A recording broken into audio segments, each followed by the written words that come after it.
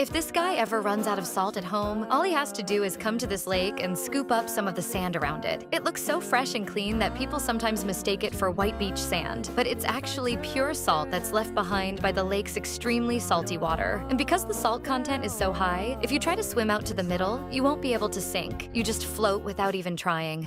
Water that looks calm and clear isn't always safe, especially if it's stagnant water at construction sites or in enclosed areas. Standing water often becomes a breeding ground for harmful bacteria like E. coli and Leptospira. If the water is warm, the risk is even higher because germs multiply faster, and it could even contain dangerous amoebas. So don't be tempted to jump into water if you're not sure it's clean. In China, engineers created a smart staircase to help elderly people move up and down more easily. What makes it impressive is the final detail. As soon as one ride ends, the next lift automatically glides into place to receive the next person. After you step off, it quietly retracts back into the stair, blending seamlessly into the structure. This climber is pulling a lever at the summit of Mount Elbrus in Russia.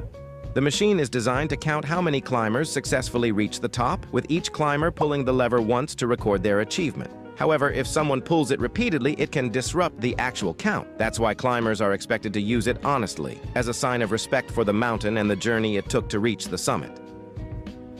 The moment the flame touches the tire, the flattened rubber suddenly pops back into shape. It looks insane, like they're destroying the tire, but they're actually inflating it. On large truck tubeless tires, if the bead slips off the rim, a regular air pump won't work. Any air you try to pump in just leaks straight out from the gap between the tire and the rim. That's because modern tubeless tires rely completely on a tight seal between the tire bead and the wheel rim. Once the tire is removed, that airtight seal is gone. Without the edges pressed firmly together, the air simply escapes through the gaps. In cases, some people spray a small amount of flammable gas inside the tire and then ignite it. The quick combustion creates a burst of pressure that forces the tire bead to snap tightly back onto the rim. After that, normal air can be pumped in to fully inflate the tire. But this method is extremely dangerous. If you're not a professional, do not attempt it. Under normal circumstances, mechanics use a specialized air blaster to deliver a powerful burst of compressed air that safely pushes the tire onto the rim without using fire.